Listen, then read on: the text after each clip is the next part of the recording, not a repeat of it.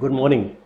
As the world crosses 1 crore cases and 5 lakh deaths, it's adding about 2 lakh cases every day, and about 1/10 of these are coming from India. So as the world crosses 1 crore cases, India continues to add cases at a pretty fast pace. We are at around 5.5 lakh cases already, and estimates are that by the end of in another 30 days, we could grow to about 15.5 to 16 lakhs, maybe even a little bit more.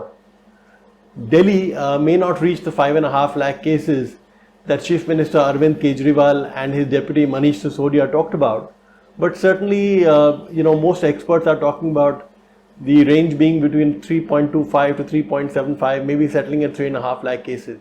That's around 4 times the number of cases we have today. So it just tells you that the days ahead are going to continue to be quite bad here. Now, how fast we actually reach this number depends really on how fast we start testing. Because as long as testing levels remain low, the infection levels remain low. In fact, we have a story on this in the Financial Express today. Essentially, we all know that a few days ago, Mumbai ceded its top position as India's most infected city to Delhi. And what we basically said is that, what we said in our story is that Mumbai will very quickly move to number 1 spot again if it starts testing at Delhi's level. So basically, Bombay tests about a third or a fourth of what Delhi does today. And at that level, basically, if you look at over the last 1 week and you look at the increased testing in Delhi, you look at the positivity rate, so you apply that to Bombay, and we've come to the conclusion that Bombay would get about 23 to 24,000 extra cases. So essentially, Bombay would move back to 92,000. It would be the number 1 position. Delhi would be at around 70,000 here. Good news here as far as Delhi is concerned, of course, is that finally we're starting to get a lot more hospital space that is getting created. There's a 10,000 bed hospital in the Radha Swami Satsang Beas facilities. That is the most talked about, but there are other facilities as well. And both the army as well as the paramilitary forces have been asked to chip in. So essentially that should take care of the nurses and doctors shortage, which is looking quite serious some weeks. Another story we have that IIT Delhi along with the NCL in Mumbai is working on a home diagnostic kit for corona. Now that will be a great feat if it succeeds, but frankly, one, that's about a month or a little bit more away. Secondly, if even the RT-PCR, which is the gold standard of testing, has about a 70% accuracy, you don't want to pin your hope on a home test kit right now. The situation as far as BSNL is concerned continues to be tense, as the government has still not finalized its tender and taken a decision on whether Chinese companies will be allowed to participate in the tender or not. Now, we've talked about how in the past BSNL lost its market leadership in rural areas, essentially because one tender after another was cancelled, and now we've seen that BSNL's first tender was cancelled because some domestic manufacturing, telecom manufacturing companies said that they would be biased against. So that tender was cancelled, and now it looks like BSNL has got caught in this Chinese supplier tender all over again. So it just looks like history might be repeated. And this time around though, BSNL is sick. That time it was not. And this time around, the government has just given BSNL 50,000 crore lifeline. So a lot of that will just be money down the drain if a quick decision is not taken on BSNL's tender. Our lead editorial today is an interesting one. It's essentially about how the government has allowed the private sector to participate in the space sector. Now that's something which everybody has welcomed, but what very few people know is that 20 years ago, that's right, 20 years ago, the Vajpayee government had allowed the private sector into the space sector.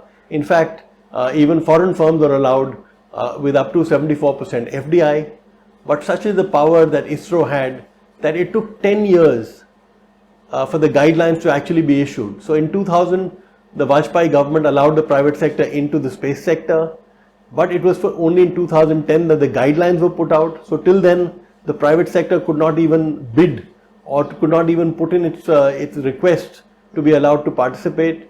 So the guidelines came in 2010, and it's been 10 years since, because in 2010, US company Hughes had an Indian company, and it wanted to set up a satellite, but for 10 years, India did not process that. Now, this is not to say that ISRO is not an efficient organization. It is. It has a global reputation as a low-cost supplier. Its Mars program was one of the lowest cost in the world. So there are lots and lots of firsts for ISRO. But, and this is the point that the editorial tries to make, is that despite this, India needs a lot more. Keep in mind that about half the satellites that ISRO leases out to people, to Indian users today, are actually foreign satellites. So India's bandwidth which is available is a fraction of what we need. So essentially we need a lot more foreign satellites which can build modern generation satellites which have greater capacity and cost a lot less than what ISRO satellites do. Now we've got to hope that this time around, 20 years later, the bureaucrats and ISRO don't manage to scuttle this initiative as well.